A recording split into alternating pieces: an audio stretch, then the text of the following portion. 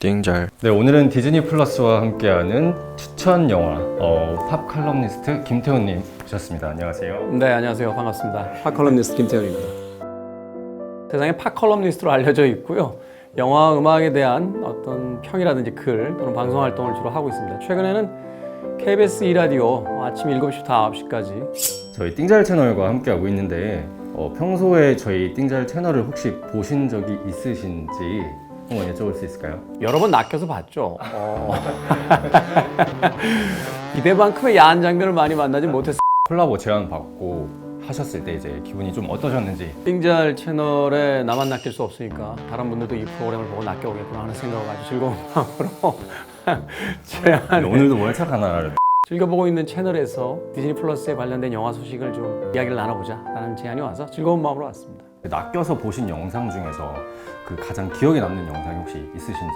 최근에 본 작품 중에 퍼펙트 케어라는 그 작품이 있었어요. 이야기 구조가 굉장히 흥미로웠어요. 대부분의 이런 영화라고 한다라면 그 악역으로 등장한 이제 두 명의 여인이 그 결국은 어떤 응징을 당하면서 끝나는 이런 어떤 권선징악적인 결말이 있기 마련인데, 이 영화 속에서는 마치 게임을 하듯이 그 할머니와 그 할머니 이제 가려진 숨겨진 아들, 그리고 그 두 명의 어떤 여성들과의 어떤 엎치락뒤치락거리는 그런 어떤 심리 서스펜스 같은 그런 분위기가 굉장히 인상적이었고, 사실은 썸네일에서는 그렇게까지 이야기를 하지 않았고, 역시나 띵잘의 어떤 그 정통적인 분위기처럼 약간 야한 분위기로 올라와서 내가 사전에 요청드린 띵작 리스트에서 이 4개의 영화를 추천드리고 싶은 띵작이라고 이제 뽑으셨는데 혹시 이 영화들에 대해서 간단하게 혹시 소개 좀. 첫 번째 영화로 선정했던 것은 혹성 탈출입니다. 로버트 와이어트 감독의 작품이죠. 사실 이 혹성 탈출 영화의 원작은 한 프랑스 작가의 이제 소설에서 출발을 하고 있다라고 알려져 있죠. 그런데 새롭게 로버트 와이어트 감독에 의해서 만들어진 혹성 탈출은 인간의 시선에서 벗어나서 원숭이 시저의 시선으로서 영화를 끌고 나가거든요. 영화의 줄거리는 아주 단순합니다. 한 과학자가 자신의 아버지의 알츠하이머 치매를 고치기 위해서 한 과학자가 치매 치료제를 실험하기 시작하는데, In order to repair itself. We call it the cure to Alzheimer's. 실험의 대상이 이제 유인원들이 되게 되죠. 그런데 이 실험에 어떤 부작용이 생기기 시작하는데 유인원들이 지능을 갖기 시작한 겁니다. See that of a human counterpart. 그때부터 자의식이 이제 커지게 된 유인원들이 자신을 억압하고 폭력적으로 대하는 인간들에게 반기를 들고 인간들과 이제 전쟁을 벌이게 되는 그런 이야기를 담고 있습니다. 이 영화에서 가장 인상적인 장면은요, 이 시저가 처음으로 인간의 말을 습득해서 하는 장면이에요. 그 첫 번째 말에 바로 NO라고 하는, 안 돼! 라고 하는.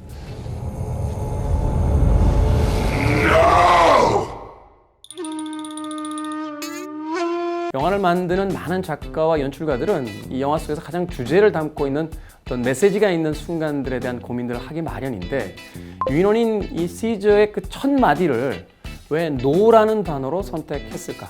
그 주인에게 주인님이라는 단어를 쓸 수도 있었겠고, 혹은 세상에 대한 어떤 아름다움을 표시하는 단어일 수도 있었을 텐데, 우리가 인간에게 가하고 있는 어떤 또 다른 형태의 폭력이라든지 사회 속에서 벌어지고 있는 어떤 불평등 또는 수많은 어떤 편견의 시선에 대한 가장 강렬한 메시지였다라는 생각이 들어요.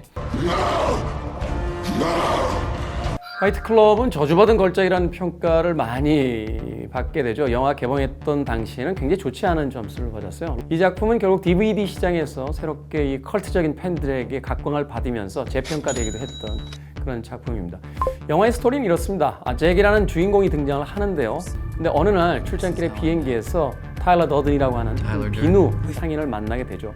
근데 이 흥미로운 지점은 타일러 더든에 대한 정체가 밝혀지는 후반부에 있어요.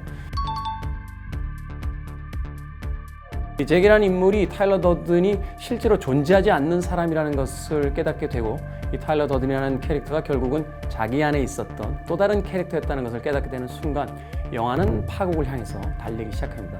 이 영화의 이 흥미로운 내용만큼이나 그 내용이 암시하고 있는 주제도 우리에게 던지는 시사하는 바가 굉장히 커서 제 개인적으로 디즈니 플러스에 있는 여러 편의 영화들 중에서 기꺼이 골라낸 한 편의 영화입니다. 화이트 클럽에서 가장 인상적인 장면 중에 하나는 이 타일러 더든과 잭이 같이 바에 딱 나와서 첫 싸움을 벌이게 되는 장면입니다. 이때 두 사람은 아무런 이유 없이 격렬하게 싸움을 시작을 하거든요. 처음에는 머뭇거리던 이 잭이 자신을 한 대 쳐보라고 하는 타일러 더든의 이제 이야기를 듣고 오른손으로 선빵을 소위 이제 날리죠. 그 다음부터 두 사람은 정말 격렬한 싸움을 시작을 합니다.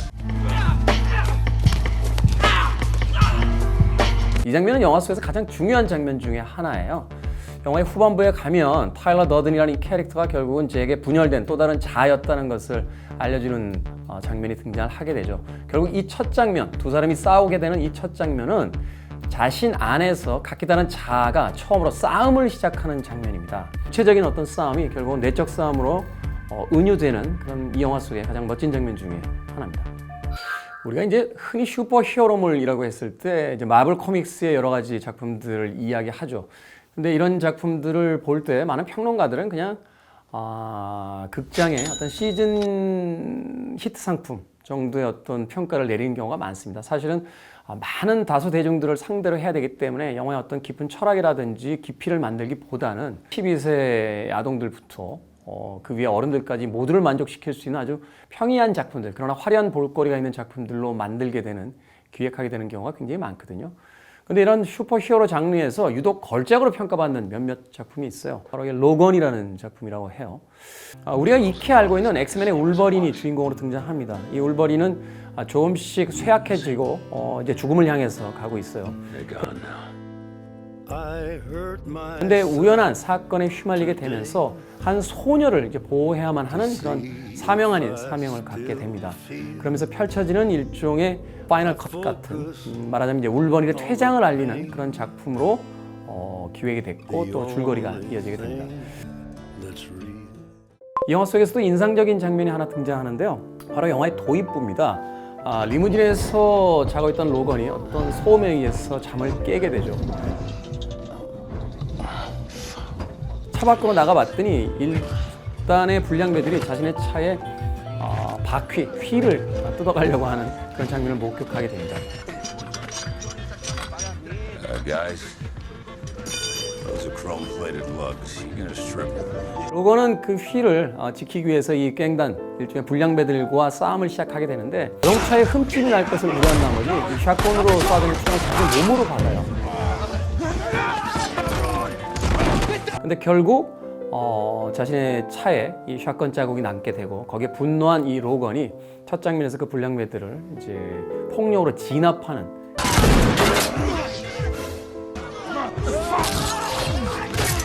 굉장히 초췌하고 낡고 보잘것없는 로건의 모습과 그 아주 깔끔하게 정리되어 있는 리무진의 모습이 비교되면서 영화의 첫 장면이 시작하게 되는데요. 영화를 보는 내내 하나의 질문이 머릿속에서 떠나지 않습니다.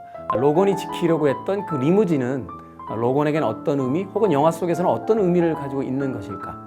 그것은 어쩌면 자신의 빛나던 젊은 날의 영예일 수도 있고 히어로로서 세상을 주름잡았던 자신의 전성기에 대한 어떤 그리움일 수도 있고 혹은 영화 속의 대사에도 등장합니다만 자신이 사랑했던 하지만 이제는 다 세상을 떠나버린 자신의 친구들에 대한 상징으로서 그 리무진을 사용했던 것은 아닐까 하는 생각을 해보게 됩니다. 그런 의미에서 이 영화의 첫 장면은 영화 로건을 설명하는 아주 멋진 장면이었다. 그래서 영화에 기억 남을 만한 그런 장면으로서 소개를 해드립니다.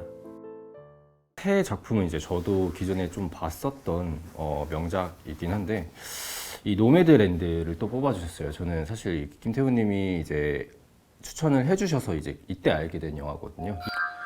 노매드랜드는 봉준호 감독이 기생충으로 아카데미 작품상, 감독상을 받은 뒤에 이 클로이 자오라고 하는 중국계 감독의 작품으로서 역시 작품상과 감독상을 받았습니다. 깜짝이야. 이 영화를 만들 때 이 이터널스라고 하는 그 마블 히어로 영화를 같이 제작 또 만들고 있었다라고 알려져 있는데 한 작품은 이렇게 걸작을 만드는데 또 다른 작품은 조금 망작을 만들어놔서 이터널스 이야기까지는 할 필요가 없겠죠. 노매드랜드가 굉장히 흥미롭습니다. 미국의 서프라임 모기지론 사태라고 하는 소위 이제 2008년도에 금융위기가 온 다음에 자신의 집을 잃은, 직장을 잃은 사람들이 이제 밴을 끌고 거리로 나와서 유랑하듯 살아가는 삶에 대한 이야기를 다루고 있습니다. 프란시스 맥도맨드가 연기하는 그 여성 캐릭터는 한 대형 유통업체와 계약을 맺고 거기서 이제 일을 하면서 시작이 돼요. 그 계약이 끝나는 이제 봄에 자신의 밴을 끌고서 거리의 삶을 다시 돌아가게 되죠. 그러면서 야영지에서 여러 사람들을 만나게 되고 또한 그곳에서 만난 어떤 남자와 야릇한 분위기의 어떤 로맨스를 기대하게 하는 이야기도 펼쳐집니다만 결국 그러한 일들은 벌어지지 않습니다. 그리고 다시금 자신의 가족의 집과 이 남자의 집에 잠시 집거하던 여주인공은 자신의 밴을 끌고 거리로 나서게 되는 그런 이야기로 영화가 마무리가 돼요. 사실은 드라마라고 보기에는 지나치게 건조하고 플롯이 없어요. 그러다 보니까 영화를 보는 내내 어떤 분들은 좀 지루하게 느낄 수 있는 그런 영화가 아니었나 하는 생각이 들어요. 근데 이 영화 속에 등장하는 대사 하나가 이 영화가 가진 주제를 아주 선명하게 이야기합니다. 당신은 왜 홈이 없어요? 집이 없어요? 라고 물어보자 이 프란시스 맥도날드는 이렇게 대답하죠. 나는 하우스가 없을 뿐이지 집이 없는 것이 아니다. 이 대목에서 이 대사에서 우리 한 번쯤 생각을 해보게 됩니다. 우리에게 집이라고 하는 것은 하우스, 그 건물 자체를 이야기하는 것인가 아니면 가족이라고 하는 홈을 이야기하는 것인가. 이 여주인공에 의해서 홈, 가족이라고 하는 것은 그 집을 가지고 있는 자신의 가족이나 또는 자신에게 호감을 보이는 데이비드라고 하는 이 남자의 집이 아니에요. 그녀에게 이 홈이라고 하는 것은 집결지에서 만나게 되는 혹은 거리에서 만나게 되는 그 사람들이 자신의 결국 홈, 가족이자 집이라고 의미를 부여하게 되는 거죠. 그 다음부터 이 영화가 하고자 하는 이야기가 무엇인지 좀 더 관객들에게 선명하게 다가가게 됩니다. 이 영화 속에서 가장 인상적인 장면 중에 하나는요, 이 여주인공을 에게 호감을 가지고 있는 이 남자 데이비드라고 하는 이 남자 캐릭터가 그녀의 어떤 잔 일들을 도와주려다가 그녀가 아끼는 아버지가 선물한 그 도자기를 이 접시를 깨트려 버리는 그런 장면이에요.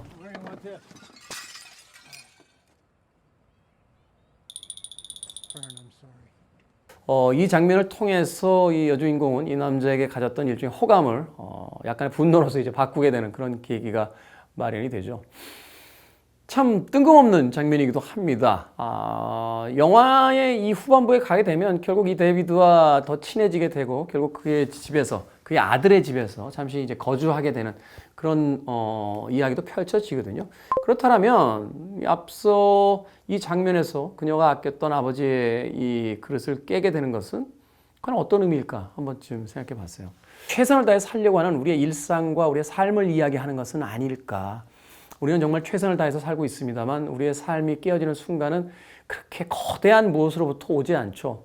우리 삶과 일상에 대한 이 감독이 아주 멋진 영화적 언어로서 설명하고 있는 가장 영화적인 어떤 순간이 아니었을까 하는 생각을 해보게 됐습니다.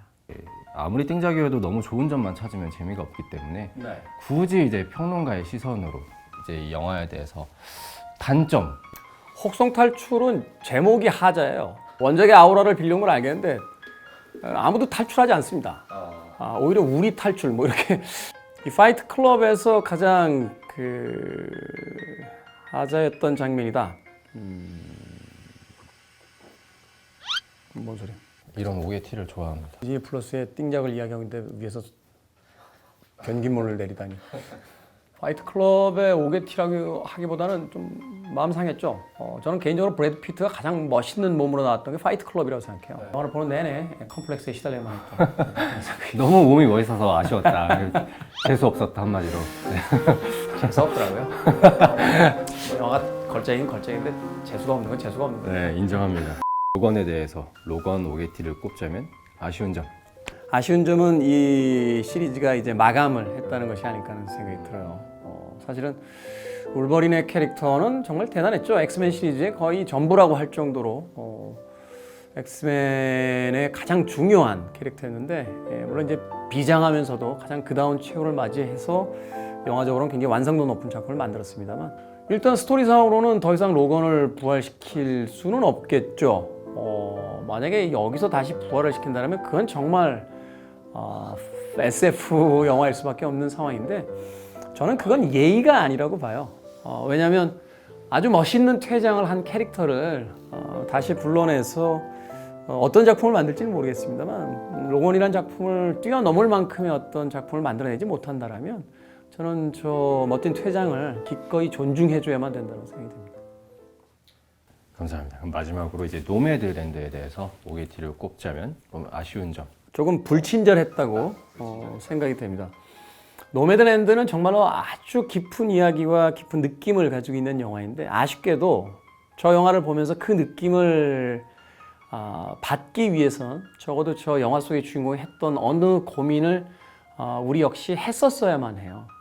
사실 영화가 하지 못했던 고민을 던져주는 미디어의 역할을 하기도 합니다만 사실 노매드랜드가 담고 있는 저 깊은 이야기는 안락한 삶과 여전한 풍요를 기대하는 우리들에게는 사실 조금 낯설고 엉뚱한 이야기처럼 들릴 수 있거든요. 왜냐하면 영화 속에서 그녀가 아주 편안한 침대를 놔둔 채 새벽에 깨서 다시금 불편한 자신의 벤에 들어가서 자는 장면 같은 것이 있어요. 그런 장면들은 얼핏 머릿속으로는 이해할 수 있는 장면이긴 합니다만 여전히 안락한 침대에 익숙해져 있는 우리들은 그 장면을 영원히 이해하지 못할 수도 있습니다. 그런 의미에서 노매드랜드는 이 여자 주인공의 생각의 깊이를 받아들일 수 있는 사람들에게는 정말로 놀라운 삶에 대한 새로운 어떤 인식을 하게 만드는 영화이기도 합니다만 거기까지 도달하지 못한 사람들에겐 그저 여전히 재미없는 전혀 알 수 없는 이야기를 하는 그저 그런 영화로서 남겨질 가능성이 굉장히 크다는 거죠. 한편으로 또 생각해 본다면 그 불친절함이 이 영화를 하나의 산문이 아닌 시처럼 만들고 있다는 데 대해서도 여전히 동의하는 바이기도 합니다. 네, 마지막으로 또 굉장히 제가 이제 구시대적이고 전형적인 질문 하나만 하도록 하겠습니다. 저보다 신세대신 것 같아요. 지금까지 4개의 작품에 대해서 이제 소개를 해봤는데요. 이 4개의 작품 중 굳이 또 순서를 한번 따져보자면 1번은 노매드랜드고요. 네, 2번은 로건. 3번이 파이트 클럽. 4번은 혹성 탈출입니다. 노매드랜드를 가장 1순위로 뽑은 혹시 이유가 있으십니까? 저에게 이해될 만큼 제가 늙었다는 얘기죠. 네. 로건이 이해될 만큼 늙었다는 얘기고요. 네, 로건의 마지막 장면 눈물이 확 쏟아지더군요. 근데 사실 디즈니 플러스 쪽에서는 혹성 탈출을 권해드리는 게 제일 좋아요. 왜냐면 시리즈이기 때문에 한 편 보면 2편, 3편 계속 보시게 되거든요. 그런 의미에서 순서를 좀 바꿔보죠. 편집하고. 자, 1등은 혹성 탈출. 이왕 그렇게 이제 조금 이렇게 하시는 김에 또 디즈니 플러스에서 이 4개의 추천작 외에 또 다른 추천작이 있으신지. 최근은 만달로리안이죠. 만달로리안은 저는 디즈니 플러스를 사실 가입해야 되나? 라고 하다가 만달로리안 광고 뜨는 순간 바로 가입했습니다. 아직도 디즈니 플러스 가입 유지하고 계신가요? 그럼요. 왜냐면 이제 디즈니 플러스가 아니 그건 딴 채널이죠. 아직도 계속 가입해 있죠. 이 스타워즈에 계속 확장되는 세계관도 있고. 이제 제가 혹시 다뤄줬으면 이건 한번 좀 다뤄줬으면 좋겠다 하는 작품도 있으신지. 문나이트? 문나이트. 혹시 그 이유는? 아직 못 봤어요. 근데 왜? 띵작이 다뤄줘야. 근데 좀 불길하긴 하네요. 문나이트도 약간 애로한 분위기가 나올까 봐. 이제 제가 이제 정보를 조금 찾다가 이제 댓글을 발견했습니다. 궁금해서 그런데 저분이 영화는 수사다에서 별점 높게 주고 높이 평가한 영화가 있나요? 라고 어떤 세상이 저에 대한 평이 굉장히 심하구나 하는 생각을 해보게 되는데 그 코너에서 단 한 번도 평점을 준 적이 없습니다. 근데 많은 분들이 저에게 왜 이렇게 평점을 박하게 주냐고 이야기를 하세요. 별점과 평점은 이동진 평론가가 줬고요. 저는 단 한 번도 저는 한 줄 평을 했던 기억이 있죠. 한 줄 평을 왜 이렇게 박하게 주느냐? 영화를 저희가 골라온 게 아니었습니다. 제작사에서 여러 가지 어떤 마케팅적인 측면, 또는 영화사와의 어떤 로비 관계, 이런 것 때문에 꼭 그런 영화들을 가지고 왔어요. 별 5개를 줬던 영화들도 꽤 있습니다. 대표적인 영화가 아마 홀리 모터스 같은 작품이 아니었나 하는 또 생각을 해보게 되고, 영화를 평할 때 우리는 어느 편에 설 것인가를 고민해야 된다고 생각이 돼요. 그렇다면 당연히 우리는 영화를 볼 관객의 입장에서 영화를 봐야만 하는 것이 아닌가 하는 생각을 했었고, 적지 않은 금액을 들여서 가는 찾아가서 봐야 되는 영화라면 객관적이고 냉정하게 보고 싶은 영화를 고를 수 있는 기회를 드리는 게 아닌가. 별점 후하게 주고 호평을 더 많이 했더라면 영화계 쪽에서 굉장히 환영받는 존재가 됐겠죠. 근데 옆 테이블에 있던 분들에게 테러를 당하는 경우도 가끔 있었고요. 그러다 보니까 아마 그런 인상들이 많은 분들에게 생겨난 게 아닌가 하는 생각이 듭니다. 이제 마지막으로 혹시 또 개인적으로 하시고 싶은 말씀이나 오늘 이제 이야기 나눴던 소감 한마디. 네, 평소 좋아하는 유튜버인 또 이 띵작과 오늘 이야기를 진행하게 돼서 저도 굉장히 아니고 띵작. 띵작. 띵작을 한 분이라고 해서 자꾸 띵작이라고 부르네요. 죄송합니다.